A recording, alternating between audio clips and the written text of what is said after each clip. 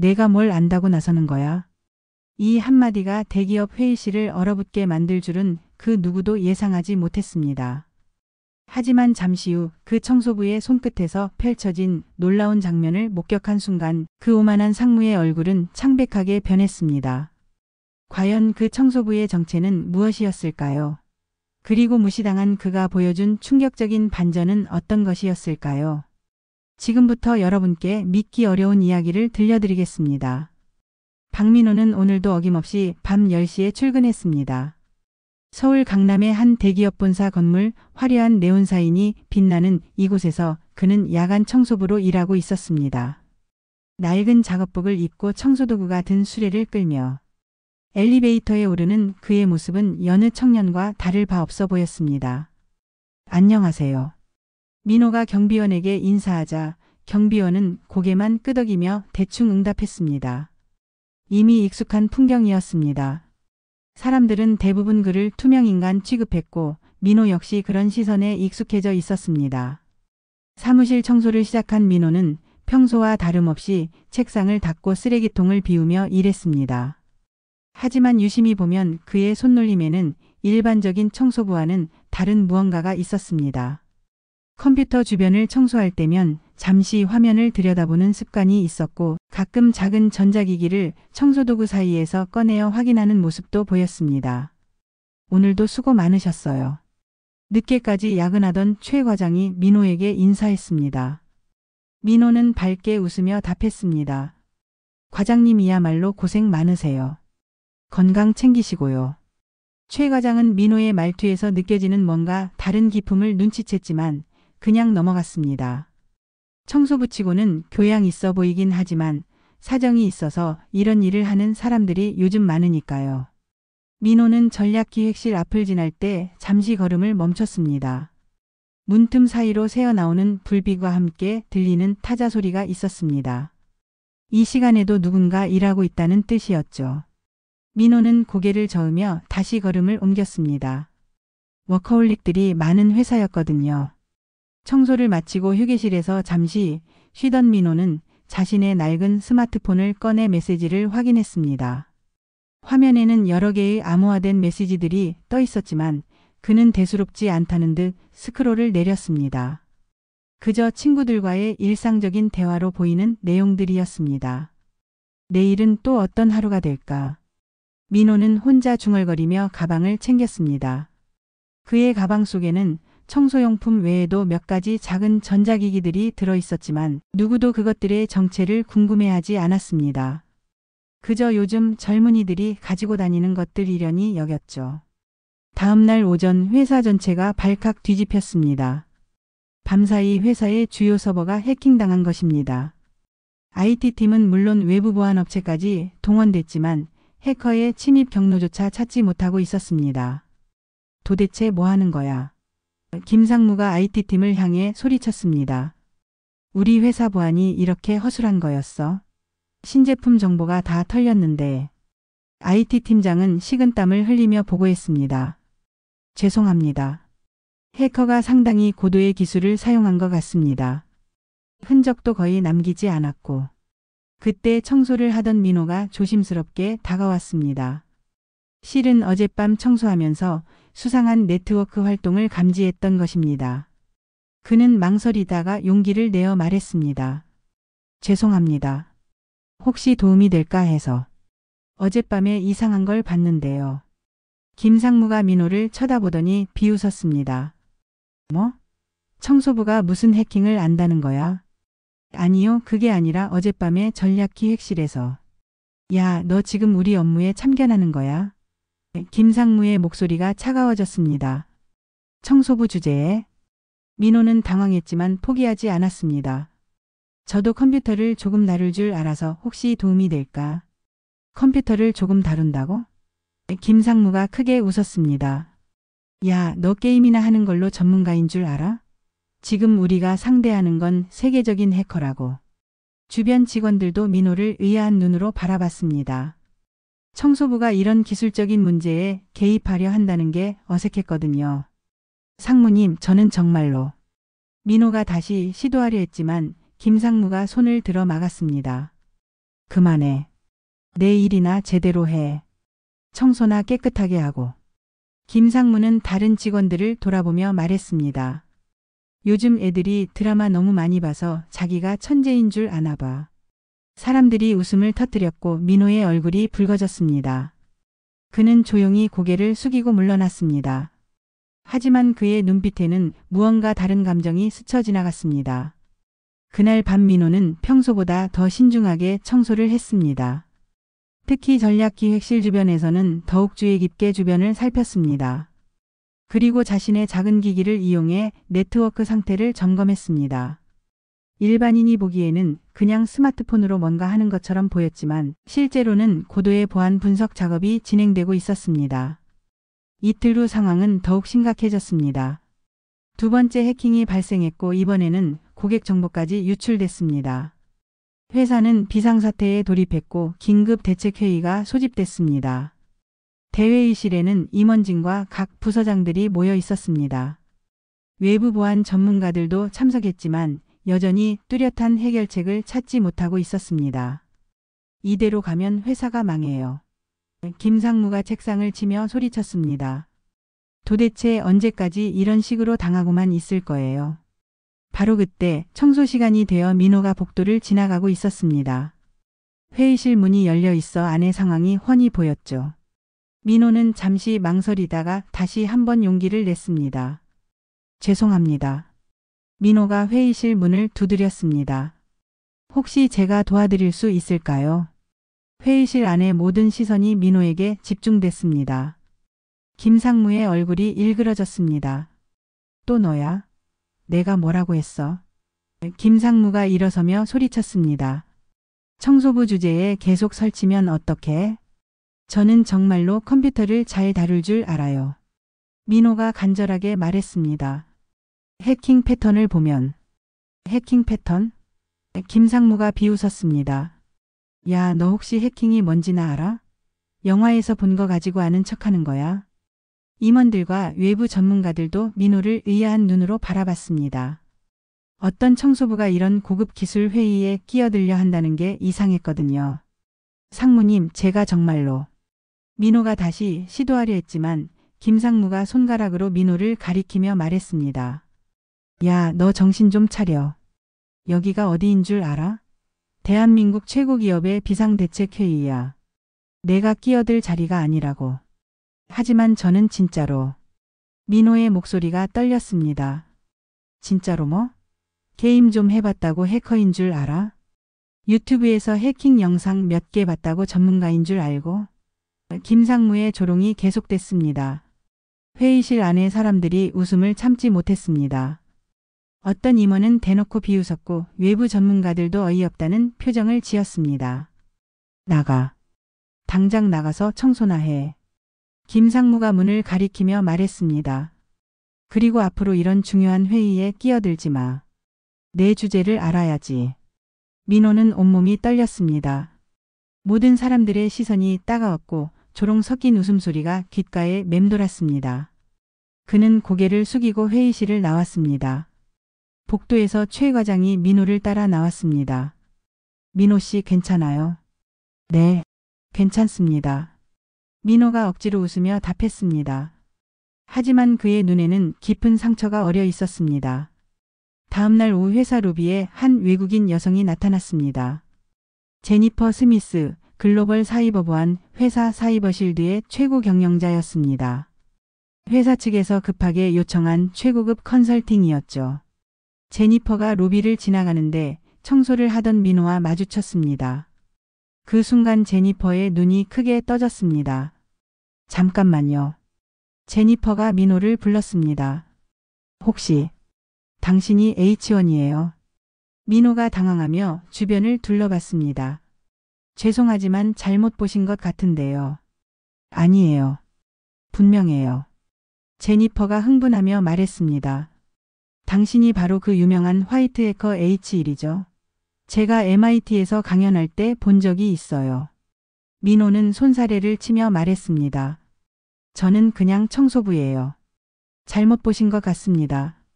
하지만 제니퍼는 확신에 차 있었습니다. 안 돼요. 분명히 당신이에요. 박민호 박사님 맞죠? MIT 최연소 박사 출신의 현재 국제사이버범죄수사기구 자문관이신. 민호가 급하게 제니퍼를 말렸습니다. 여기서는 그런 말씀 하지 마세요. 제니퍼가 의아해했습니다. 왜요? 당신은 세계적으로 유명한 보안 전문가잖아요. 작년에 발표하신 AI 기반 침입 탐지 시스템 논문 정말 혁신적이었어요. 민호는 주변을 살피며 조용히 말했습니다. 지금은 좀 복잡한 상황이에요. 혹시 여기서 무슨 일이 있었나요? 제니퍼가 걱정스럽게 물었습니다. 회사에서 해킹 사건이 연속으로 일어났는데 제가 도움을 주려고 했더니 민호가 씁쓸하게 웃었습니다. 청소부 주제에 무슨 해킹을 아냐며 쫓겨났어요. 제니퍼는 믿을 수 없다는 표정을 지었습니다. 말도 안 돼요. 당신이 세계 최고 수준의 보안 전문가인데. 하지만 사람들은 제 겉모습만 보거든요. 민호가 자신의 작업복을 내려다보며 말했습니다. 제니퍼는 분노했습니다. 이건 말이 안 돼요. 당신 같은 천재를 이렇게 무시하다니. 괜찮아요. 이미 익숙해졌어요. 민호가 담담하게 말했습니다. 원래 사람들은 겉모습으로 판단하니까요. 제니퍼는 잠시 생각하더니 민호에게 말했습니다. 혹시 이 회사 해킹 사건의 진짜 원인을 찾고 싶으세요? 민호의 눈빛이 변했습니다. 무슨 뜻이에요? 제가 조사해보니 이건 단순한 외부 해킹이 아닌 것 같아요. 내부에 누군가 있을 가능성이 높아요. 제니퍼가 진지하게 말했습니다. 민호도 이미 그런 의심을 하고 있었습니다. 저도 그렇게 생각했어요. 어젯밤에 전략기획실에서. 전략기획실이요? 제니퍼가 관심을 보였습니다. 민호는 주변을 다시 한번 살피고 조용히 말했습니다. 김상무가 이상한 시간에 출입하는 걸 여러 번 봤어요. 그리고 암호화된 파일들을 외부로 전송하는 것 같더라고요. 제니퍼의 표정이 심각해졌습니다. 그렇다면 우리가 함께 조사해야겠네요. 그날 밤 민호는 평소와 다른 청소를 시작했습니다. 이번에는 제니퍼가 멀리서 지켜보고 있었죠. 민호는 청소도구 사이에 숨겨둔 고성능 해킹 장비들을 꺼냈습니다. 작은 기기들이지만 그 안에는 세계 최고 수준의 보안 분석 소프트웨어가 들어 있었습니다. 민호의 손놀림이 바뀌었습니다. 더 이상 어설픈 청소부가 아니었죠. 세계적인 화이트 해커의 모습이었습니다. 민호는 전략기획실의 컴퓨터에 접근했습니다. 일반적인 방법으로는 절대 뚫을 수 없는 보안이었지만 그에게는 어려운 일이 아니었습니다. 손가락이 키보드 위에서 춤추듯 움직였고 화면에는 복잡한 코드들이 흘러갔습니다. 이상하네. 민호가 중얼거렸습니다. 김상무의 컴퓨터에서 발견한 것은 예상과 달랐습니다. 해킹 흔적이 아니라 오히려 해킹을 당한 것처럼 조작된 증거들이었죠. 민호는 더 깊이 파고들었습니다. 네트워크 로그를 분석하고 숨겨진 파일들을 복구했습니다. 그리고 마침내 진실을 발견했습니다. 이거야. 민호의 눈이 번쩍였습니다. 김상무는 해킹의 피해자가 아니라 주범이었습니다. 그는 회사의 기밀 정보를 해외 경쟁업체에 팔아넘기고 있었고 최근의 해킹 사건들은 자신의 범행을 숨기기 위한 연막작전이었던 것입니다. 더 충격적인 것은 김상무가 다음날 민호에게 죄를 뒤집어 씌울 계획을 세우고 있다는 것이었습니다. 청소부가 회사 시스템에 무단으로 접근했다는 증거를 조작해서 그를 범인으로 만들려는 것이죠. 민호는 모든 증거를 수집했습니다. 김상무의 해외 계좌, 기밀정보 유출 내역, 그리고 다음 날의 계획까지. 하지만 이 모든 것을 어떻게 사람들에게 증명할지가 문제였습니다. 제니퍼가 다가와서 물었습니다. 어떻게 됐어요? 생각보다 훨씬 심각해요. 민호가 화면을 보여주며 말했습니다. 김상무가 진범이고 내일 저에게 누명을 씌울 계획이에요. 제니퍼는 증거들을 보며 놀랐습니다. 이런 고급 조작을 해냈다니. 역시 당신이에요. 하지만 문제는 이 증거들을 어떻게 공개하느냐예요. 민호가 고민스럽게 말했습니다. 청소부인 제가 이런 걸 발견했다고 하면 누가 믿겠어요? 제가 도와드릴게요. 제니퍼가 결심한 듯 말했습니다. 내일 회의에서 제가 당신의 정체를 공개하겠어요. 민호는 망설였습니다. 정말 괜찮을까요? 지금까지 숨겨온 이유가 있는데 이제는 진실을 밝혀야 할 때예요. 제니퍼가 단호하게 말했습니다. 당신 같은 천재가 이런 모욕을 당해서는 안 돼요. 다음 날 아침 회사는 또다시 소란에 휩싸였습니다. 김상무가 큰 소리로 외치고 있었거든요. 범인을 찾았어요. 김상무가 회의실에서 소리쳤습니다. 어젯밤 보안 카메라에 찍힌 건데 청소부가 우리 컴퓨터를 불법으로 해킹했어요. 조작된 CCTV 영상이 화면에 나타났습니다. 민호가 컴퓨터 앞에서 무언가 하는 모습이 선명하게 보였죠. 물론 실제로는 증거를 수집하고 있었지만 모르는 사람이 보기에는 해킹하는 것처럼 보였습니다. 저 청소부가 우리 회사 정보를 빼돌린 거예요. 김상무가 계속 주장했습니다. 처음부터 수상했어요. 계속 컴퓨터에 관심을 보이더니 곧 보안팀이 민호를 찾아왔습니다. 민호는 청소도구를 정리하던 중이었는데 갑자기 둘러싸였습니다. 박민호 씨 동행해 주시겠어요? 보안팀장이 차가운 목소리로 말했습니다. 무슨 일인지 모르겠는데요. 민호가 당황하며 말했습니다. 우리 회사 시스템을 불법으로 해킹한 혐의입니다. 보안팀장이 영장을 보여줬습니다. 주변 직원들이 몰려와 구경했습니다. 모든 사람들이 민호를 범인으로 보는 시선이었죠. 저는 그런 일 하지 않았어요. 민호가 억울하게 말했습니다. 증거가 다 있어요. 김상무가 나타나며 만족스러운 표정을 지었습니다. CCTV에도 다 찍혔고 내 지문도 컴퓨터에서 발견됐어. 민호는 절망적이었습니다. 모든 것이 조작된 증거라는 걸 알고 있지만 그것을 증명할 방법이 없었습니다. 청소부인 자신이 실제로는 세계적인 해커라고 말한다면 누가 믿겠어요? 변명하지 마. 김상무가 비웃으며 말했습니다. 네가 우리 회사에 얼마나 손해를 끼쳤는지 알아? 이제 끝이야. 민호는 수갑이 채워지려는 순간이었습니다. 모든 사람들이 그를 범인으로 확신하고 있었고 진실을 말할 기회도 없었습니다. 바로 그때 회사 로비로 제니퍼가 들어왔습니다. 그녀는 급하게 달려와 소리쳤습니다. 잠깐만요. 잠깐만요. 김상무가 짜증스럽게 말했습니다. 누구세요? 지금 범인을 체포하는 중인데요. 저는 사이버실드의 최고 경영자 제니퍼 스미스입니다. 제니퍼가 명함을 내밀며 말했습니다. 그리고 이분은 범인이 아니에요. 사람들이 웅성거렸습니다. 사이버실드는 세계적으로 유명한 보안 회사였거든요. 무슨 말씀이세요? 김상무가 당황하며 물었습니다. 증거가 명확한데요. 제니퍼가 확신에 차서 말했습니다. 여러분, 지금 여러분이 범인으로 오해하고 있는 이 사람이 누군지 아세요? 이분은 박민호 박사님입니다. 제니퍼의 목소리가 로비 전체에 울려 퍼졌습니다. MIT 최연소 박사 출신이자 현재 국제사이버범죄수사기구의 최연소 자문관이세요. 로비에 있던 모든 사람들이 충격에 빠졌습니다. 청소부라고 생각했던 사람이 MIT 박사라니요? 김상무는 믿을 수 없다는 표정으로 말했습니다. 무슨 말도 안 되는 소리를. 말도 안 된다고요? 제니퍼가 자신의 태블릿을 꺼내며 말했습니다. 여기 보세요. MIT 공식 홈페이지에 있는 박민호 박사님의 프로필이에요. 화면에는 민호의 사진과 함께 놀라운 경력이 나타났습니다. MIT 컴퓨터과학과 최연소 박사, 인공지능 기반 사이버보안 시스템 개발자, 국제사이버범죄수사기구, 자문관 등등의 화려한 타이틀들이 줄줄이 나열되어 있었습니다. 사람들이 믿을 수 없다는 듯이 웅성거렸습니다. 그 평범해 보이던 청소부가 이런 대단한 사람이었다니요. 더 보여드릴까요? 제니퍼가 계속 말했습니다. 작년 사이버보안 국제회의에서 박민호 박사님이 발표하신 논문이 전 세계적으로 화제가 됐어요.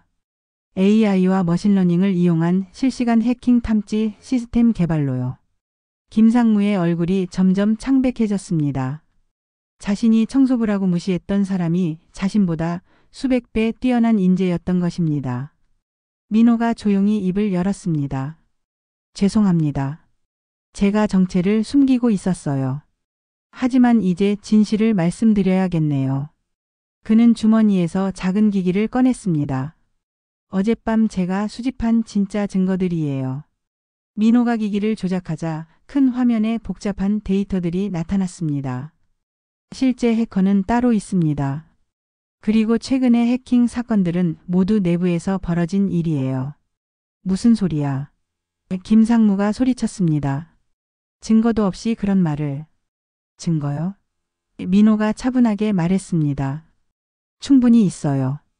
화면에 김상무의 컴퓨터에서 발견된 파일들이 나타났습니다. 해외 계좌로의 송금 내역, 회사 기밀 정보를 외부로 유출한 기록들, 그리고 민호에게 누명을 씌우려는 계획서까지. 이건 조작이야.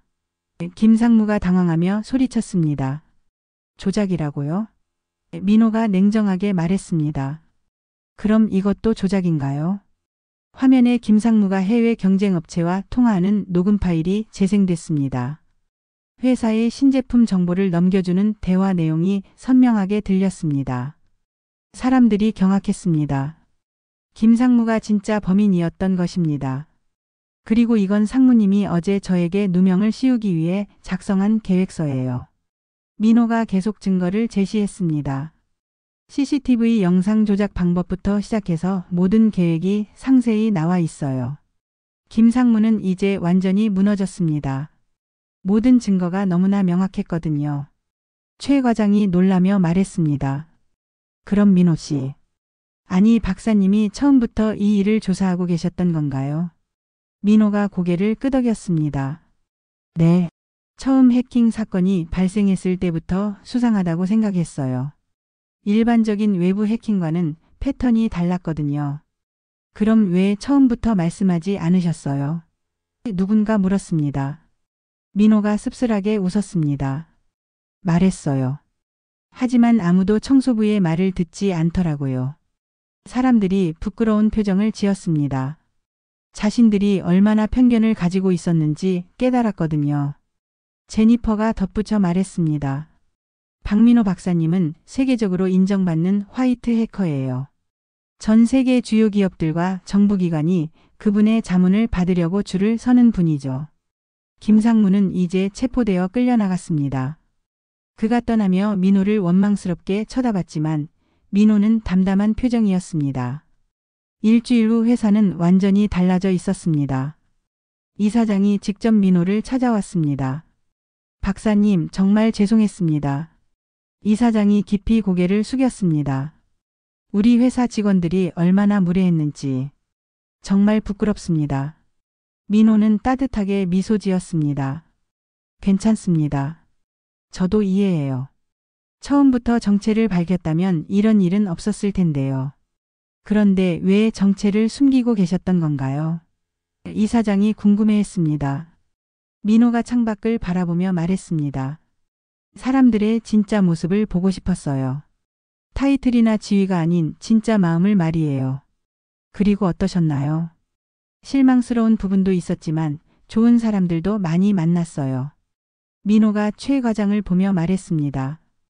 과장님처럼 처음부터 저를 사람으로 대해주신 분들도 계셨거든요. 최 과장이 부끄러워하며 말했습니다. 저도 박사님의 진짜 실력을 몰랐으니까요. 그게 중요한 게 아니에요. 민호가 고개를 저었습니다. 중요한 건 사람을 어떻게 대하느냐예요. 이사장이 진지하게 물었습니다. 박사님, 우리 회사의 최고 기술 책임자로 일해 주실 수 있을까요? 조건은 박사님이 원하시는 대로. 민호가 잠시 생각하더니 말했습니다. 영광스럽지만 전 아직 배울 게 많아요. 현장에서 사람들과 함께 일하면서 배우는 것들이 있거든요. 그럼 앞으로 어떻게 하실 건가요? 당분간은 지금처럼 일하면서 필요할 때마다 도움을 드리고 싶어요. 민호가 웃으며 말했습니다. 그리고 이번 일을 계기로 회사 보안 시스템을 완전히 새롭게 구축해보죠. 제니퍼가 다가와서 말했습니다. 박민호 박사님 정말 멋있어요. 이런 상황에서도 겸손함을 잃지 않으시다니. 겸손한 게 아니라 당연한 거예요. 민호가 답했습니다. 사람은 누구나 배울 게 있고 서로 도와야 하는 존재니까요. 그 후 민호는 회사의 특별 자문위원이 되었습니다. 여전히 청소복을 입고 일하지만 이제는 모든 사람들이 그를 존경하는 눈으로 바라봤습니다. 더 중요한 것은 사람들이 외모나 직업으로 판단하지 않게 되었다는 점이었죠. 어느 날 새로 들어온 신입사원이 민호에게 물었습니다.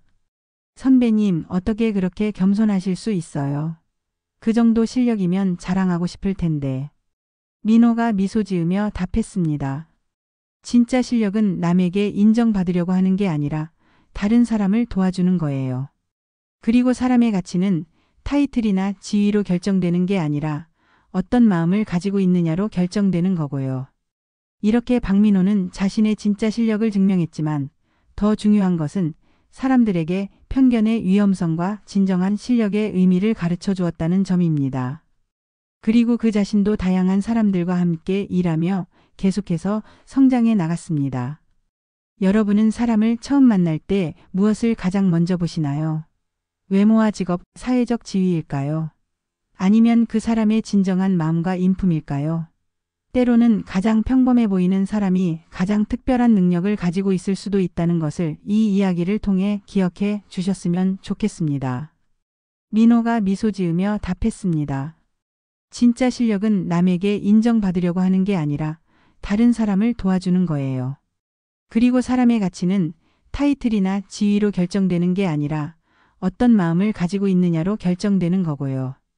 이렇게 박민호는 자신의 진짜 실력을 증명했지만 더 중요한 것은 사람들에게 편견의 위험성과 진정한 실력의 의미를 가르쳐 주었다는 점입니다.